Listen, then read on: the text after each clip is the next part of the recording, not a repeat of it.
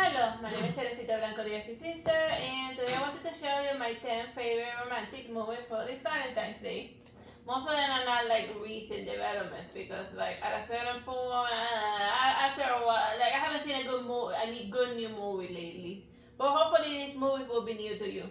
The first one is 51st Dates. Like I remember that one fondly because we actually went to the theater to go watch it because like we like a lot like travelish looking movies, and this one is Adam Sandler courting a chick that has that suffered from like memory loss, because of a car accident. She only like after she finishes after an entire day passes, she immediately forgets everything. She gets reset to like the previous day. So then she has no idea how much time has actually passed because of her accident. So then, that's how he ends up. That's why it's called 51st Date, because him courting her, even though it's practically a hopeless endeavor, he's still insisting on it because he likes the girl despite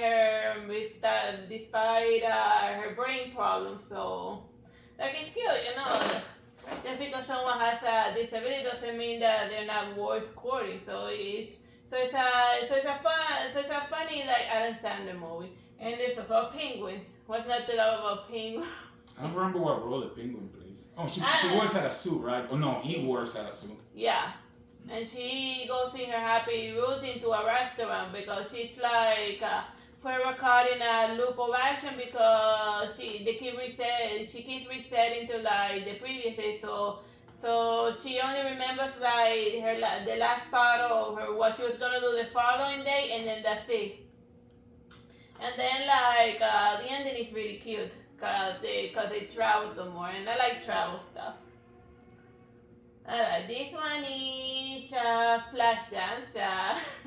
It's if you haven't seen Flashdance, go like watch it. Like I gotta warn you because one of the dances in Flashdance is it does like those. It's like an 80s movie, and it does like those strobe like effects that give people epilepsy. I am talking what's a Pokemon that did the thing? Polygon. I'm talking Polygon level of epilepsy. Like remember that sad episode of Pokemon? Well, of course you wouldn't remember because they removed.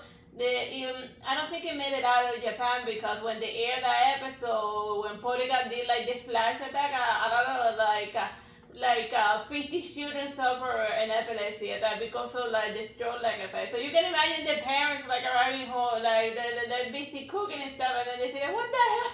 Oh my god!" And then they looked at the TV, and then they also faint. So yeah. That's one of the controversies that landed Pokemon to see how water very early on in his career. But back to Flashdance. The middle dance has the strobe like effect. Like it's funny also in that dance, I don't think you may not notice, but she goes from not wearing pants. She goes from wearing a simple red underwear to wearing blue pants somewhere in the dance. So I guess they weren't counting on people having the ability to pause it, but I noticed after rewatching Flashdance for the 80th time. So the romantic part of it is that her boss falls in love with her. Yeah, it's a Me Too waiting to happen. Yeah, and in that a young boss, it's even in Flashdance they poke fun at the fact that guy is old enough to be her father. They're also busting noses. That was pretty popular in the 60s, and he'd be the 70s. That's old. And then this hot 18-year-old chick wearing him ragged, having him running around all over the city, and she even throws him his feet and even hits him. Cause she feels like he's trying to buy her and control her and stuff. Which is kind of low-key trying is, but that was considered wooing back in the 80s. Yeah, he stalks her everywhere, doesn't let her go anywhere, tries to protect her constantly. Yeah. Oh yeah, in the first before the start, he starts the ultra other campaign.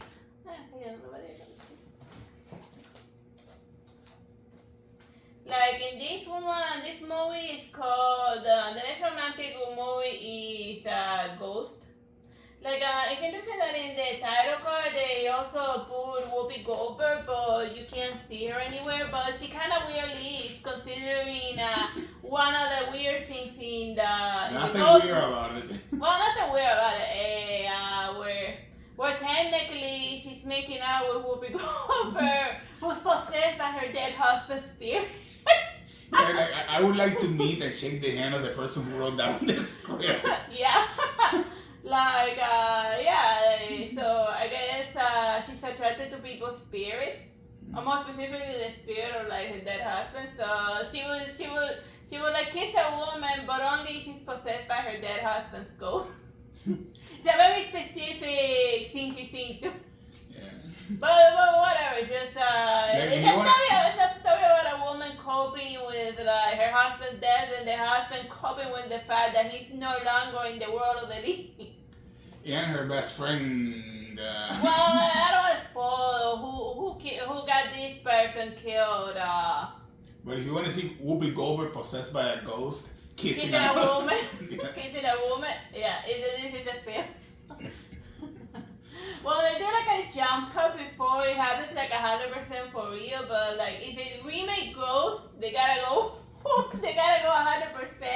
They gotta do the scene 100% without cutting into like the male. I wonder if the extended cut has the part that they cut. Or maybe they cut and edited that scene out because they'd be like, how they gonna see?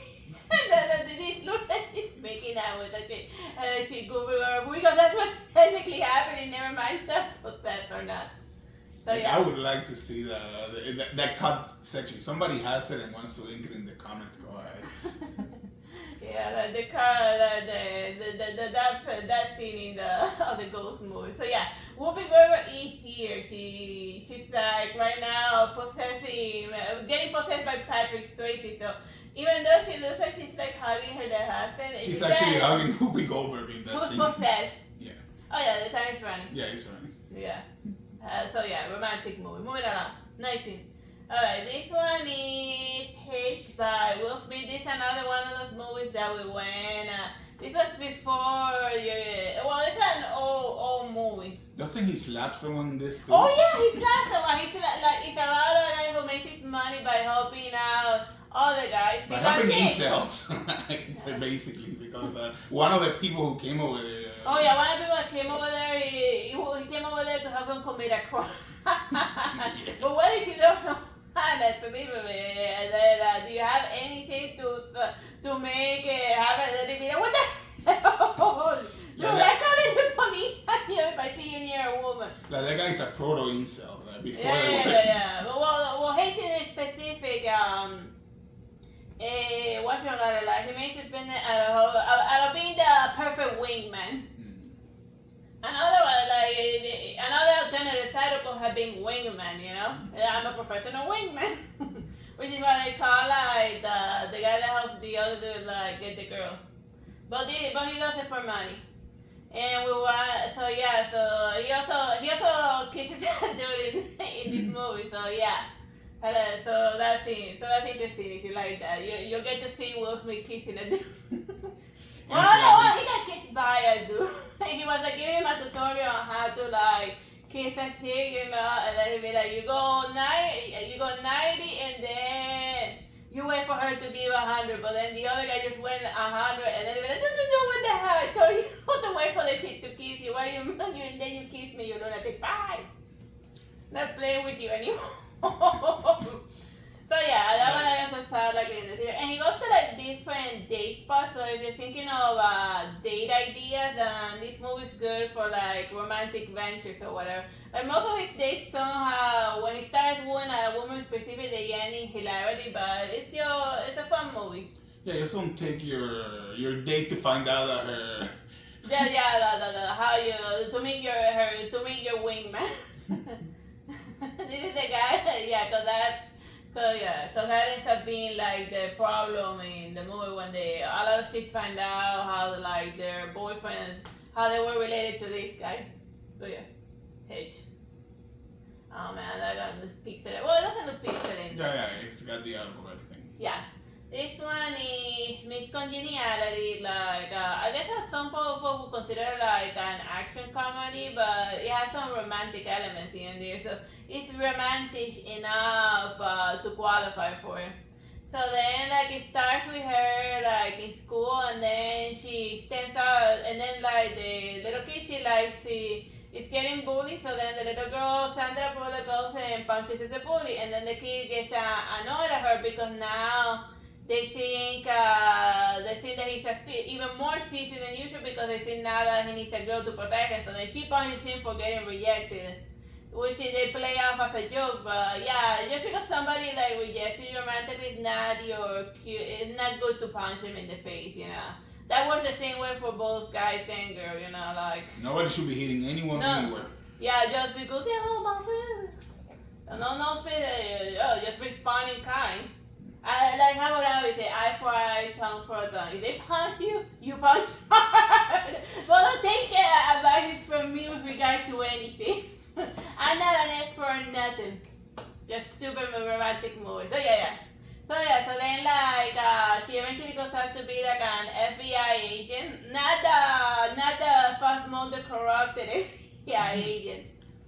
But just an FBI agent that's trying to do her job.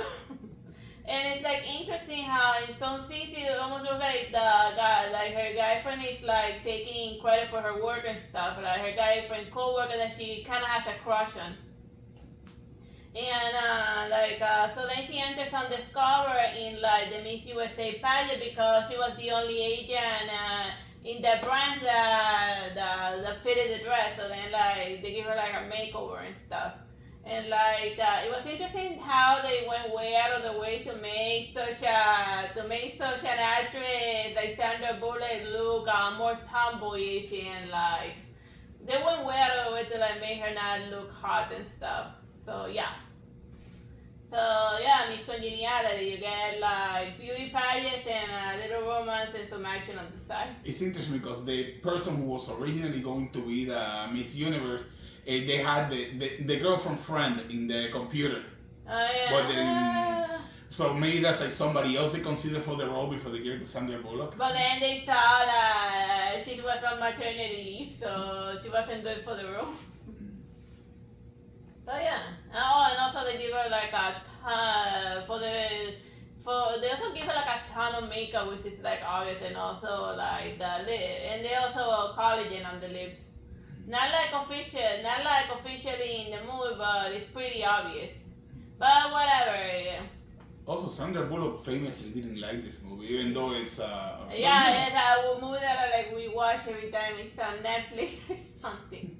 Just a good, happy type of movie. And it has a weird joint custody with Amazon that if Amazon has the second part, Netflix has the first. You're never going to see it. Yeah, you're never going to see both movies twice.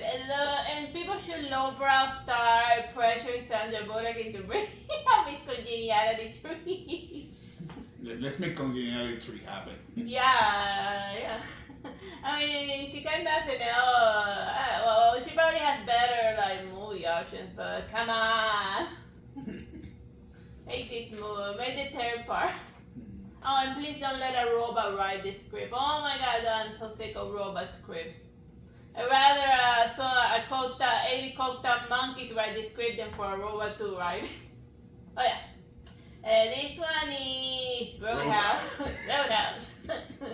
I guess I painted as like a karate film or whatever, but it has a romance subplot with like the doctor chick. So yeah, it's romantic enough to qualify for the list. And plus, it's Patrick Swayze. He spends a good portion of the movie either without his shirt or like completely nude in another scene. Remember, like by the lake house, after he's having a moment with his hot blonde doctor. He says, I killed a man. He's like, oh, how sweet. Oh, how romantic. I killed a man. He might say, well, I ripped his shoulder. Oh yeah, that was Chekhov's throat rip. He does it twice. Like if you're into those ripping somebody's throat off, you gotta like use it again because God forbid you do anything surprising in a movie. By the way, if you're taking writing advice from Anton Chekhov, just first read a book of Anton Chekhov and then ask yourself if you really want to take writing advice. His books are the most boring books in the history of boring books. Oh my god, so boring. So yeah, don't you before taking royalties from famous writers, just read to them and ask yourself, like, do I really want to write like that? And will people read? I mean, I guess a modern sensibility, but like a modern book that if anyone, like the only people that read Anton Chekhov are students that are being held by gunpoint by their teachers. I like tell you, either you read Anton Chekhov or you do not pass this class and you can't graduate. Yeah. Yeah. Of course, I'm gonna read Anton Chekhov. Yeah, but I'm getting excited. Well, he also, when she asked him, like, what do you took? And then he said, like, oh, I took, like, literature. And philosophy. And philosophy. So, yeah, from Nietzsche, he philosophized with a hammer. But in his case, with a fist, because a hammer wasn't available. So, yeah. Yeah, I know which book of Nietzsche you read for your philosophy class. Yeah. You probably read The Antichrist and Philosophizing with a Hammer. Oh, and the Superman. Oh, yeah. Where it says that it's the Superman's road to like walk all over everyone that steps on his path. And that's what he did in the movie. Who's gonna protect it for you? That's a line in the movie.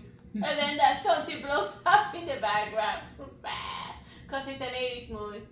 Things gotta blow up. Oh yeah, this one is the remake of one of the many remakes of The Great Gatsby. It's like a law that it practically has to be remade once every 10 years. So yeah, Hollywood get onto it. We're overdue for a Great Gatsby remake. But maybe this time put music from like the actual 1920s, because that's the thing that like this movie is awesome except for like the fact that they use music from like the modern times. It's almost about like it was the great jazz era and they had like a lot of great musicians from that time, you know? It's not like you're remaking What was the name of that Netflix series that has like this chick that's a writer and they do that too? Mrs. Doubtfire, Mrs. Spingleton. Mrs. Bridgerton. They Miss Bridgerton this. The Miss Bridgerton. Before Miss Bridgerton was a thing.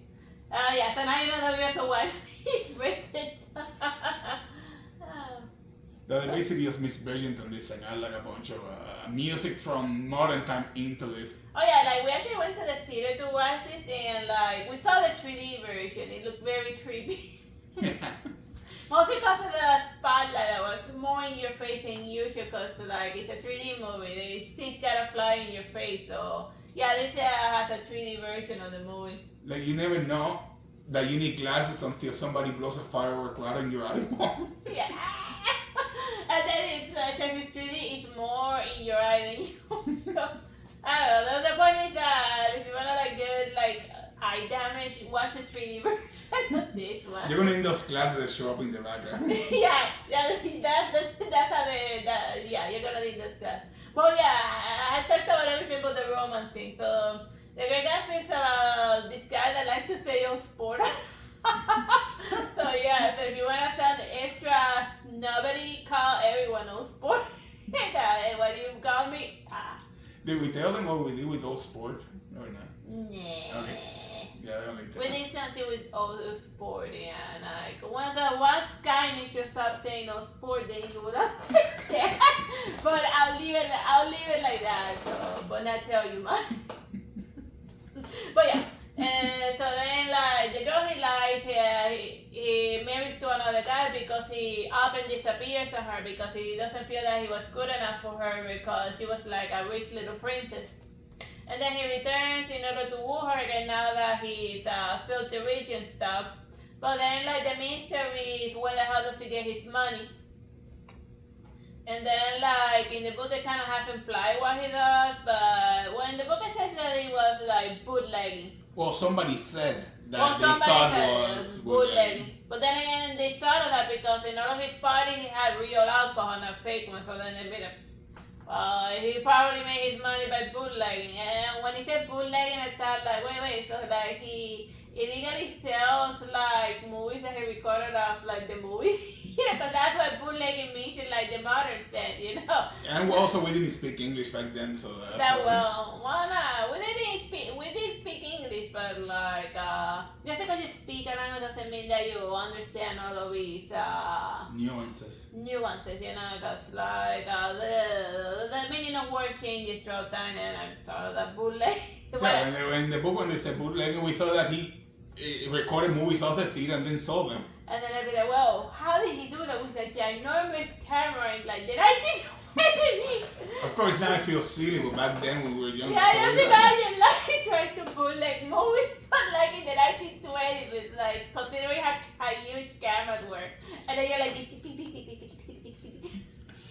And the police people be like, "What are you doing?" Never mind what I'm doing. Never mind what I'm doing. And he runs. Oh! So yeah, Great Gatsby. Old sport. This one is another Sandra Bullock romantic film. It's called The Proposal. In here, you know how like in Flashdance, the boss guy was pressured like his lady co-worker into like dating him. Over here is the gender swap with Sandra Bullock being the female boss pressuring her underling into marrying her, so she doesn't for immigration papers. For immigration purpose. Because she was gonna get deported to Canada. Remember? Yeah, they'd be like, I'm Canadian. What do you mean that I'm getting deported? Canadian. She got lucky. She didn't get deported to Mexico, because now they throw everyone to Mexico regardless of where they're from. Whatever. So then, but then after interacting with him, she ends up like falling in love because he goes to like a family gathering, and then he drags her along to bring his pretend bride, cause he doesn't want his family like pressuring him about nonsense. But yeah, I guess like technically in the modern sense, just like Flashdance would be like a serious Me Too movement in the modern times, this one kind of would but not because it's like somebody in power pressuring someone that's not in power into doing something that they do not want to. So it checks all the boxes, and I guess it's harder for guys to come out from that because because of the shame and stuff about being pressured by women, and they'd be like, oh, like that Family Guy episode, they'd be like, oh, since you're like a guy, then you must like women attention or something. Whatever, moving along. The Proposal. Nobody should be pressuring anyone to do anything they don't want, regardless of anything. Yeah. And then she's abusing her power to force some dude to get married. He's lucky she wasn't into him, because otherwise that would have escalated into something like Dirty Dancing. So yeah, if Sandra Bullock, if you want to disown a movie, it would be this one. But if you want a good romantic movie, this one's also a good option. Moving along. Alright, this one. Why that one? What's wrong with you? Okay, fine. Go The on. Shape of Water. It's like gender swap, Little Mermaid. And it's so in reverse because it's also not only like reverse because in the Little Mermaid becomes like a human today, but this guy, since it's in reverse Little Mermaid, she 100% digs the fish guy in his fish form. You want to go into details about this movie? So it's a woman dating a fish guy, she cleans in an illegal, super illegal, highly secret expat level of like a military facility. Cause yes, they're a super secret facility, but they gotta have someone mop up the blood from all of their super highly illegal experiments. So then she ends up romancing with the fish guy because he's nice to her. Oh, that would have been a good alternative of romancing the fish. Romancing the fish instead of the Shape of Water. Well, technically, both of them are the Shape of Water because humans are 90% water and so are the fish people, so they are a different shape of water. Yeah, I can see what Guillermo del Toro was like kind of doing. Yeah, Like, it reminds me of remember in like the Simpsons, what was that actor that was into fish as well? Troy McClure. Yeah, like that. Nobody was watching his movie because they cut a weird video of him like in SeaWorld. And whenever he was celebrating that his career was going well, instead of going to say, I'm going to Disney World, he said, I'm going to SeaWorld. So hide all of the kids Like, the Simpsons have weird jokes in them. And, They are all Simpsons. I don't know what the new ones are up to. But yeah, The Shape of Water, Woman and Fish guy, and he has little Burberry vibes. I said that he doesn't. I said that neither of them sing. Well, there is a singing musical, but it happens in her head, which kind of doesn't. But whatever, fantasize. It gives us a slight view of how she sees the world in black and white. And he has a bad guy, whatever. This one is Yes Man with Jim Carrey. She's emoting more in this poster than she did in the entire movie. Oh yeah, man, like I don't remember seeing a movie where she emotes. Maybe it's like you were saying that maybe they like put too much Botox on her face, so then her face freezes. But I don't think it's even that, because her face in most of the movies I've seen her is like perfect, so I don't think that it needs any Botox. She would be like a great actress if only you could get out of her a genuine human emotion. I almost have to suspect she'd be a robot. No, like even in other movies which is sad, they play her lack of emotion as a character trait because they have to. Yeah, like the perfect example is The Happening. And they'll be like, oh, she has her emotions like me. Are you sure you have emotions? I'm sure. Well, yeah, she never makes anything as emotive of what you see over there. Yeah. So she never, even when singing, she doesn't even open her mouth that wide. Yeah, she's like,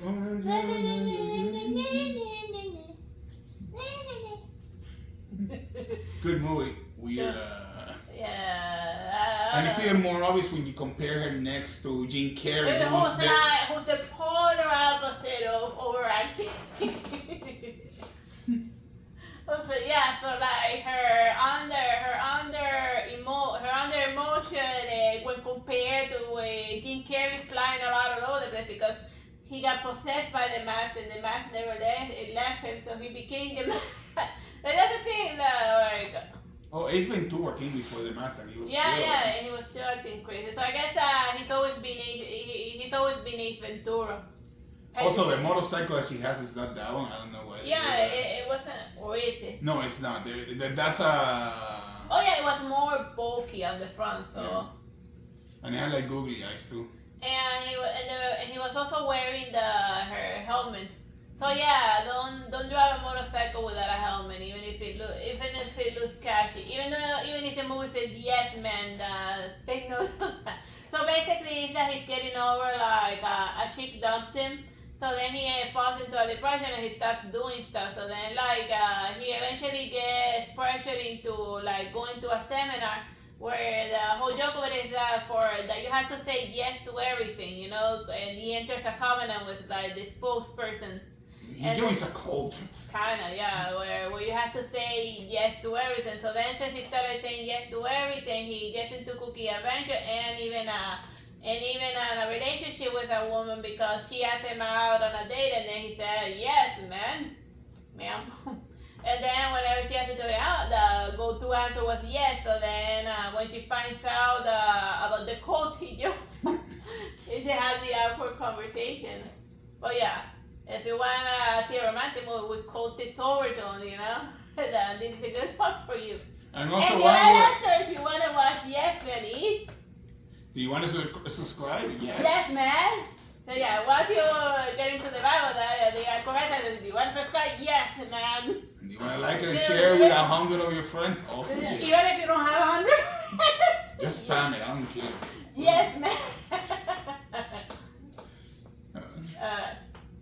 Alright, so we went full circle. Oh wait, so forgetting Sarah Marshall is not on this list? I forgot about Sarah Marshall. When I made the list. But yeah, that's an honorable mention to forgetting Sarah Marshall. Oh my god, I forgot. Forgetting I forgot about the forgetting Sarah Marshall movie. Oh my god, that's hilarious.